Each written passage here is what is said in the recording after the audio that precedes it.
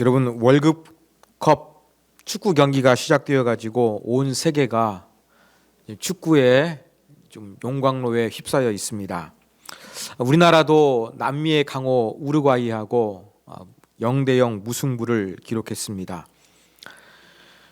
우리나라가 강팀에게 패하지 아니했다는 것도 중요합니다만, 축구를 조금 더 잘 아는 사람들은 우리나라가 강팀을 상대로 우리가 펼치고 싶었던 축구를 했다는 것에 대해서 상당한 의미를 부여합니다. 월드컵에 나가서 우리나라가 그렇게 잘하지 못하기 때문에 공격을 하기보다는 어쩔 수 없이 수비하고 역습을 할 수밖에 없는데, 우리나라보다 피파 랭킹이 훨씬 상위인 우루과이를 상대로 우리나라가 전반전에 주도권을 가지고 공격했다는데 상당히 높은 점을 주고 있는 그러한 경기 후 분석들을 제가 많이 접할 수가 있었습니다. 그러면서 어떤 유튜브를 보니까 적지 않는 사람들이 우리나라를 지도하고 있는 파울로 벤투 감독에게 사과합니다라는 그러한 이야기를 하는 것입니다. 왜냐하면 지금까지 월드컵 이전에 치러졌던 평가전을 봤을 때에 뭔가 미덥지 않았고 고집불통으로 보였고 선수 기용도 문제가 있는 것처럼 보였는데, 막상 월드컵 경기를 시작해 보니까 뚝심 있게 일관된 방향을 가지고 팀을 잘 그렇게 만들어 왔다는 것이 이제 증명이 되었으니까, 이것을 비판했던 사람들이 스스로가 우리나라 팀 잘했다 칭찬하면서 파울로 벤투 감독에게 사과하고, 어떤 사람은 자기가 식사를 사야 되지 않느냐 이렇게 말하는 사람의 이야기도 제가 들을 수가 있었습니다. 아무튼 뭔가 다른 사람을 비난했는데 자기의 판단이 잘못되어 했을 때 사과하는 모습은 상당히 좋아 보였습니다. 여러분, 우리는 지금까지 로마서 강해 2장까지 살펴봤습니다. 하나님의 진노의 심판을 피할 수 없다는 내용이었습니다. 이방인들은 율법을 모르지만 하나님께서 양심을 주셨기 때문에 양심을 따라서 하나님을 인정하지 않는 거 심판받고 하나님의 진노를 피할 수가 없다, 이러한 내용이었습니다. 그러면 유대인들은 어떠하느냐? 유대인들은 하나님의 율법을 받았기 때문에 하나님의 진노를 피할 수가 없다. 선민의식이 있었지만 비록 그들이 하나님의 율법을 받았고 또 하나님의 언약 백성이라는 표시로서 할례를 행했지만, 이것이 그들에게 잘못된 자기 확신을 갖게 해서 하나님의 진노를 피할 수 없었다. 이러한 내용을 우리가 지금까지 살펴보았습니다. 아무튼 이방인이 되었든지 간에 하나님이 선택하신 유대인이 되었든지 간에 관계없이 모두가 하나님의 진노의 심판을 피할 수가 없다는 것입니다. 그러면 여기에서 한 가지 의문점이 제기가 될 수 있습니다. 이방인들은 하나님께 선택을 받지도 않았고 율법을 받지도 않아서 그냥 양심을 따라서 하나님을 알지 못했던 거 심판받는다고 치자. 반면 유대인은 하나님의 선택을 받았는데 그들이 아무런 이렇게 하나님의 선택을 받아서 하나님 앞에 좋은 모습을 보이지 않는다고 한다 그러면, 그들에게 뭔가 유익됐던 거, 하나님의 선택을 받았던 거, 이것이 주는 장점, 좋은 점은 무엇이단 말인가? 이러한 의문점을 비롯해서 여러 가지 파생된 질문들이 제기가 될 수 있는 그러한 상황이었습니다. 바로 3장의 내용은 이러한 2장에서 지금까지 이루어졌던 유대인들, 하나님의 선택을 받은 선민이었고 율법과 할례를 소유한 사람들이었는데, 이들이 하나님의 진노를 피할 수밖에 없다면 그들이 하나님께 선택받았던 유익, 어드밴테이지는 과연 무엇이란 말인가? 이러한 부분에 대해서 사도 바울이 3장에서 이제 설명을 하기 시작합니다. 이 여러 가지 질문을 제기하는데 크게 세 가지로 한번 나누어서 우리가 생각해 볼 수가 있겠습니다. 첫 번째입니다. 이방인이 갖지 못한 유대인의 특권, 어드밴테이지는 없는가 하는 것입니다. 1절을 보면 그런즉 유대인의 나음이 무엇이며 할례의 유익이 무엇이냐. 하나님께 선택을 받아 율법을 받았고 아브라함의 언약 백성의 후손이라는 상징을 담아서 할례를 행했는데 이방인하고 똑같은 결과를 맞이한다고 한다면 유대인들의 어드밴테이지, 이게 무엇이냐? 지금 사도 바울이 이러한 질문을 제기하고 있는 것입니다. 아니, 뭔가 하나님께 선택받고 하나님의 율법을 받았으면 이방인들보다 뭔가는 조금 낫고 뭔가는 좋았던 유익함이 있어야 되는데 그것이 보이지 않는데 그게 무엇이냐? 지금 여기에 대해서 의문을 제기하는 것입니다. 그러면서 사도 바울이 답을 합니다. 2절, 범사에 많으니 우선은 그들이 하나님의 말씀을 맡았음이니라. 범사에 많다는 것은 여러 가지 많다는 겁니다. 우선은 하면서 첫 번째 것처럼 이야기하는데 하나님의 말씀을 맡았다 이야기합니다. 여기서 사도 바울이 조금 우리를 헷갈리게 합니다. 두 번째, 세 번째는 언급하지 않고 첫 번째 것만 언급하고 끝내버리거든요. 아무튼 사도 바울은 유대인의 어드밴테이지가 무엇이냐? 이런 것들 상당히 많이 있는데 가장 첫 번째 이야기할 수 있는 것은 하나님의 말씀을 맡았다는 것이다. 이렇게 지금 한 가지를 분명하게 제시하고 있습니다. 자, 하나님의 말씀을 맡았다. 이게 어떠한 의미가 있을까요? 하나님께서 율법을 주셨다는 것이죠. 자, 이스라엘이 율법을 이제 맡게 된 어드밴테이지는 과연 무엇입니까? 하나님께서 말씀을 주셨으니까 그냥 이스라엘은 수동적으로, 유대인들은 그냥 받아들인 수동적인 이러한 것을 언급하는 것이 아닙니다. 하나님의 말씀을 맡았다는 것은 하나님이 주시니까 그냥 수동적으로 받은 것이 아니라 여기에는 위탁, 위임, 어떠한 사명이 담겨져 있는 것입니다. 유대인들이 이렇게 뭔가 하나님께 선택받은 유익이 있는데 그것은 하나님의 말씀을 맡은 것이라는 것입니다. 그러면 그것이 구체적으로 무엇일까? 어떠한 하나님의 말씀을 받은 사명, 하나님의 계획이 있다는 것입니다.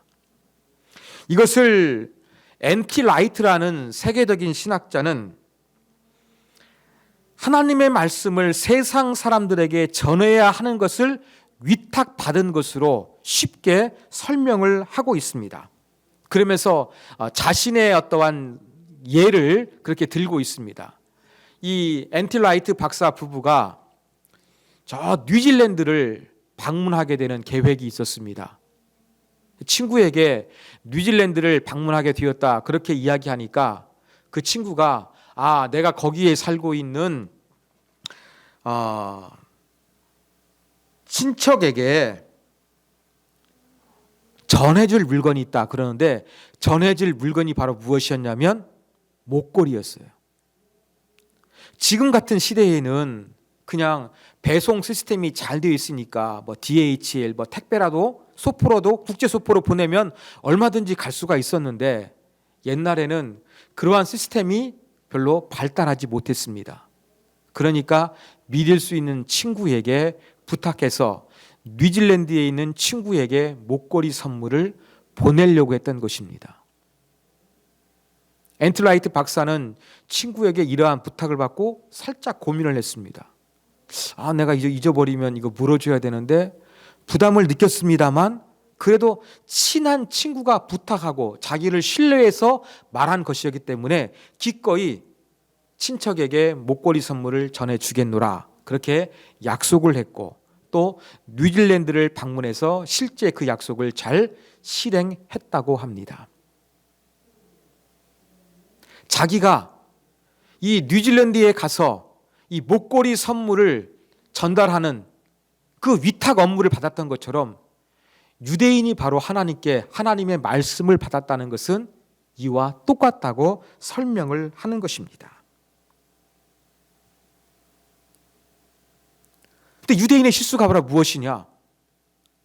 이것을 위탁받았기 때문에 다른 사람에게, 이 세계 모든 사람들에게 하나님 말씀을 전해줘야 되는데 자기에게만 주신 특별한 특권으로만 생각해서 자기 것으로만 생각하고 이 하나님의 말씀을 나누어 주려고 생각하지 않았다는 것입니다.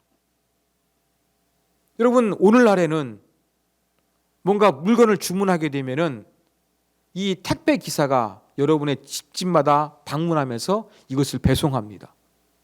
그런데 이 배송 기사가 이것을 전달해 주지 아니하면 자기의 역할, 자기의 임무에 성실히 행하지 않은 것이 되고 마는 것입니다.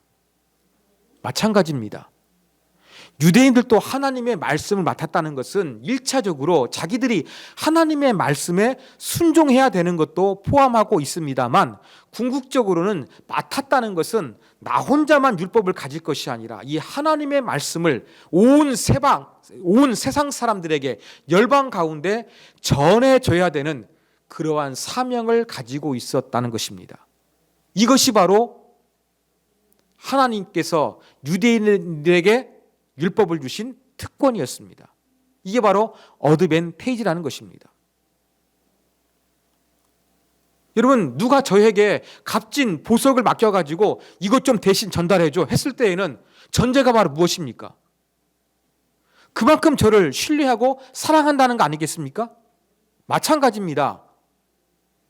이방인들에게 하나님의 말씀을 맡긴 것은 그만큼 그들을 사랑하고 그들에게 기대감을 가지고 있었다는 것을 표현하는 것입니다. 이것이 바로 유대인의 어드밴테이지였다는 것입니다. 그런데 이것을 잘 발휘하지 못하고 자기들에게만 주어진 특권 의식을 가지고 교만하고 잘못된 자기 확신 가운데 빠져 있었던 것입니다. 그래서 유대인들은 이 하나님의 말씀을 맡은 임무에 실패하고 말았습니다. 두 번째 제기될 수 있는 질문입니다. 유대인의 실패는 하나님의 잘못인가? 자, 하나님께서 이스라엘 선택해가지고 하나님 말씀을 줬습니다. 이것을 잘 지키면서 또한 이방 사람들에게도 전달해주는 이 귀한 사명을 하나님께서 허락해 주셨습니다. 그런데 지금 제가 설명드린 대로 유대인들은 이것에 실패했다고 말씀을 드렸습니다. 그러면 어떠한 이제 문제가 발생하겠습니까? 유대인들이 실패했으니까, 하나님이 선택하신 유대인들이 실패했으니까 하나님의 계획이 실패했다. 하나님의 계획이 실패했으니까 하나님은 이제 약속을 지키지 못하게 됐다. 하나님은 신실하신 분이 아니다. 이러한 결론으로 우리가 도출할 수가 있겠습니까? 바로 3절에서 사도 바울은 이러한 것을 이제 제기하는 것입니다. 어떤 자들이 믿지 아니하였으면 어찌하리요? 그 믿지 아니함이 하나님의 믿부심을 패하겠느냐? 이 믿부신다는 것은 하나님의 신실하심입니다. 율법을 전달하지도 않고 믿지도 않았는데 이러한 유대인의 불신이 하나님의 신실하심, 하나님의 성실하심을 부요화시킬 수 있느냐? 이러한 질문을 지금 사도 바울이 제기하고 있는 것입니다. 하나님은 이스라엘 선택하셨는데 하나님이 선택하신 이스라엘이 실패했습니다. 그러면 궁극적으로 하나님의 실패로 귀결될 수 있단 말인가? 하나님의 신실하심은 이제 완전히 무너졌단 말인가? 바로 이러한 의문을 제기합니다. 그러면서 사도 바울은 4절에서 이렇게 이야기합니다. 그럴 수 없느니라. 사람은 다 거짓되되 오직 하나님은 참되시다 할지어다. 여기서 하나님은 참되시다는 것은 하나님은 신실하신다는 것입니다. 비록 하나님이 선택하신 이스라엘은 실패했지만 이스라엘의 실패가 즉시 하나님의 실패를 의미하는 것은 아니라고 사도 바울은 지금 강변을 하고 있는 것입니다. 하나님은 이스라엘이 실패했어도 여전히 신실하신 하나님이세요. 하나님은 약속을 바꾸시지 아니했습니다. 여전히 자기 약속하신 말씀에 대해서 변함없이 신실하고 또 그것을 지키기 위해서 끝까지 모든 것을 바꾸지 아니하시는 하나님이시라고 사도 바울은 지금 반문을 하는 것입니다. 자, 여기에 대한 내용은 이제 로마서가 전개되면 다시 한번 등장하게 될 것이기 때문에 더 이상 자세한 설명은 드리지 않겠습니다. 자, 또 한 가지 5절 이하에서 세 번째 이제 의문점이 제기가 됩니다. 세 번째는 인간의 실패는 정당화될 수 있는가? 이러한 이제 질문을 일으킵니다. 자, 하나님이 이스라엘 선택했는데 이스라엘 백성들은 하나님의 율법을 맡아서 이것에 실패했다고 말씀을 드렸습니다. 이스라엘은 실패했지만 하나님의 실패는 아니에요. 그러면 하나님의 구원 계획이 완전히 망가진 거, 완전히 무너진 것은 아니라는 이야기입니다. 하나님은 능력이 많으시기 때문에 인간이 실패해도 하나님의 구원 계획은 어떻게든지 간에 이루어 가시는 능력이 많으신 분이십니다. 그렇죠? 그러면 어떤 문제가 파생하게 되겠습니까? 자, 하나님이 선택하신 사람이 하나님의 뜻에 순종하지 못해서 불의를 행했어요. 그 하나님의 실패는 아니에요. 하나님은 능력이 많으니까 인간의 실패를 또 완전히 뒤집어가지고 전화위복이라고 할까요?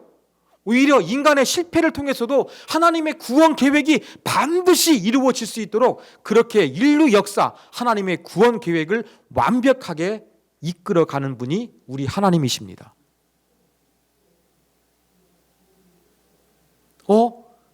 우리가 실패했는데? 우리가 하나님께 신실하지 못했는데? 우리가 죄를 저질렀는데? 하나님의 계획이 무너지지 않고 하나님의 계획이 아름답게 이루어졌네? 이러한 결과가 나왔습니다.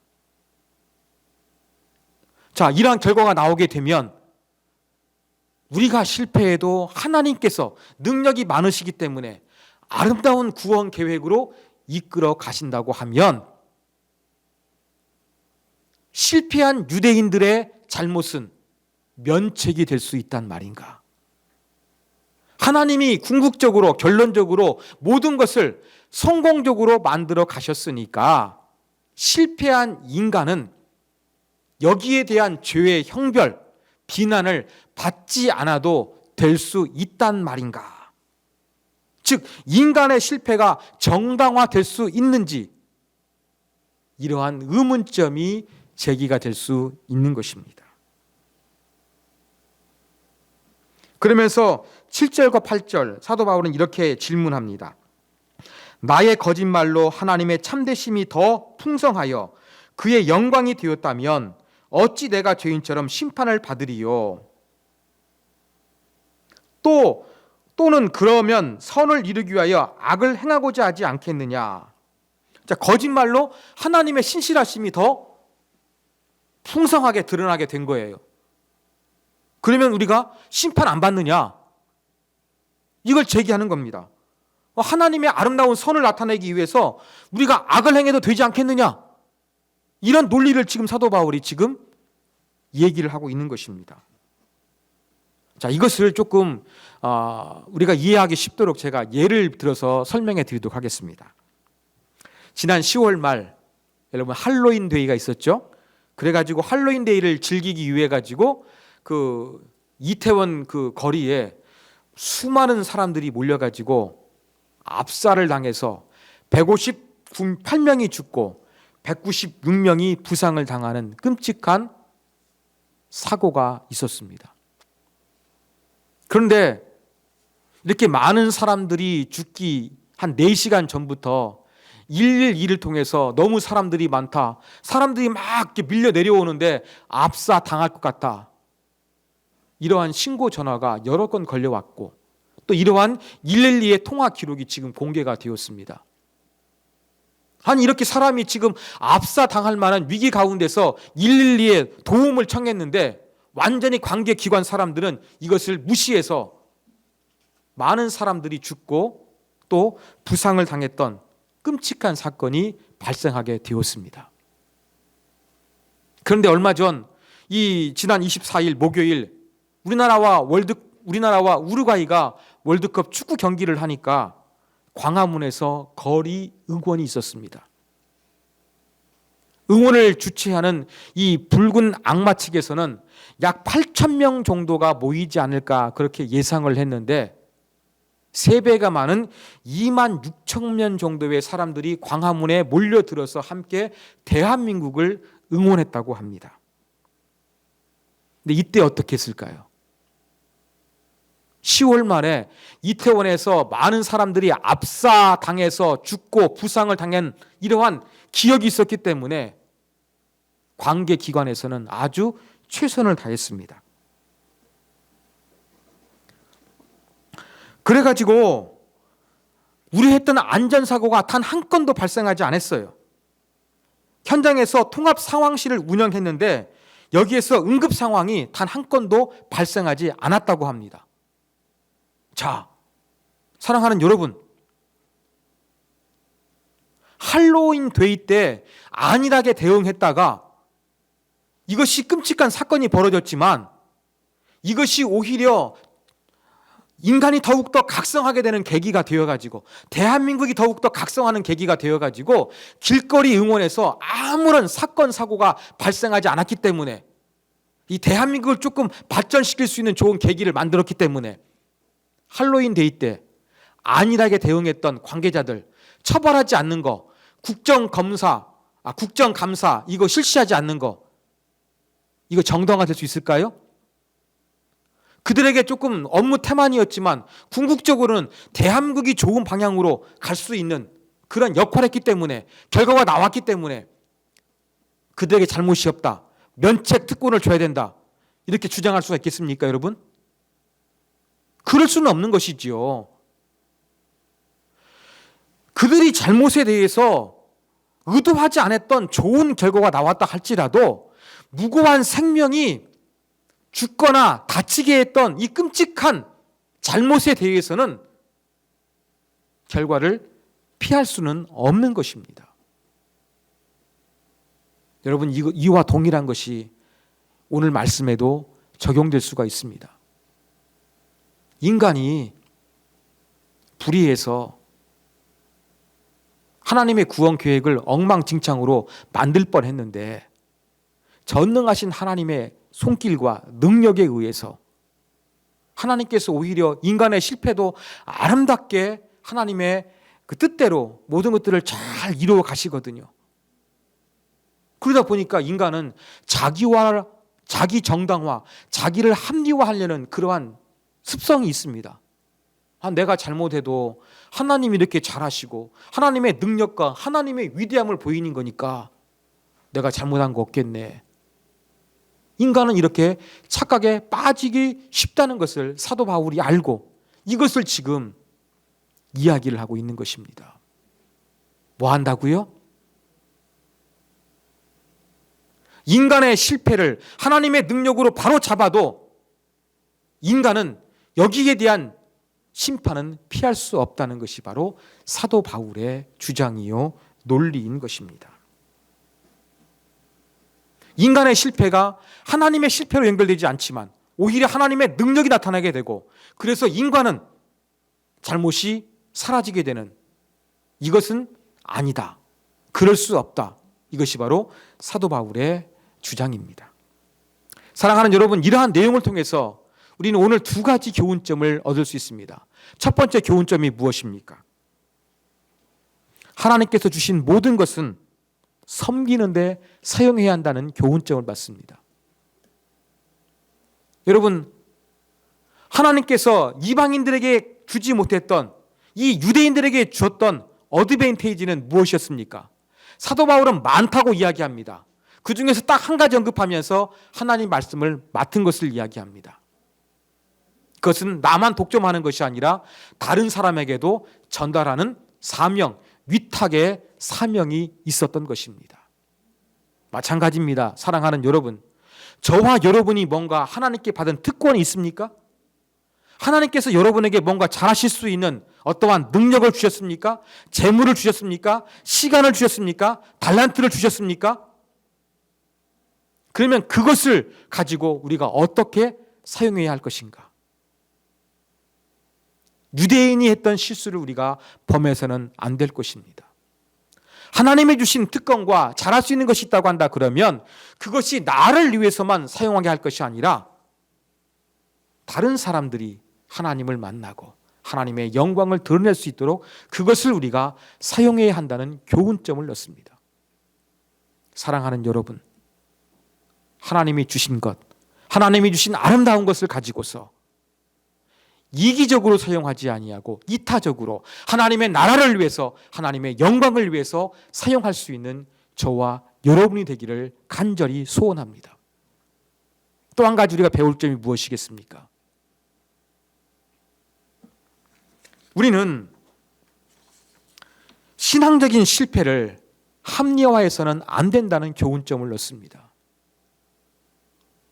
인간은 자기의 잘못을 그냥 피하기 위해서 자기를 합리화하고 자기를 정당화하려는 그러한 습성이 있습니다. 선악과를 따먹었던 여러분 그 아담과 하와의 범죄를 보십시오. 이러한 습성이 드러나고 있지 않습니까? 그렇습니다. 자꾸 인간은 자신의 실패를 가지고 다른 사람에게 책임에 돌리고 자기는 정당화하고 자기를 합리화하려는 그러한 모습이 있습니다. 이것이 신앙의 영역에서도 동일하게 작용하기가 쉽습니다. 나의 연약함을 가지고 하나님이 이렇게 하셨으니까 감사한 일이지 라고 하면서 우리의 연약함, 우리의 죄악을 합리화할 수는 없다는 것을 우리가 분명히 깨달아야 할 것입니다. 이것이 바로 오늘 본문의 교훈입니다. 사랑하는 여러분, 하나님이 주신 걸 가지고 세상의 사람들을 위하여 하나님의 나라를 위해서 사용하십시오. 그리고 그 안에서 자꾸 우리 자신을 위해서 사용하려고 노력하지 않았으면 좋겠고, 그 안에 우리가 넘어지고 실패했을 때 이것을 가지고 우리 스스로를 합리화하지 아니하는 신앙, 하나님 앞에 잘못한 것에 대해서 분명히 무릎 꿇고 회개하고 사죄하고 하나님 말씀대로 살기를 다짐하는 신앙적인 아름다운 모습이 우리 가운데 있어야 할 것입니다. 다 같이 기도하시겠습니다. 하나님 아버지, 감사합니다. 유대인들은 이방인들이 갖지 못했던 여러 가지 어드밴테이지가 있었습니다. 하나님이 주신 것을 하나님의 나라와 또 다른 사람들을 위한 사명으로 사용하는데 실패했습니다. 그들은 또한 실패했을 뿐만 아니라 자기들의 실패를 합리화하면서 자기의 죄를 덮고자 하였습니다. 이러한 유대인의 실수와 잘못 우리가 되풀이하지 않기를 원합니다. 하나님이 주신 것을 가지고 세상 사람들을 사랑하게 도와주시고 하나님의 나라를 확장시키는 하나님의 백성이 되게 도와주시고 우리의 실패를 아담과 하와처럼 유대인처럼 합리화하지 않도록 바른 신앙과 신앙 양심을 허락하여 주시옵소서. 주 예수 그리스도의 이름으로 기도하옵나이다. 아멘.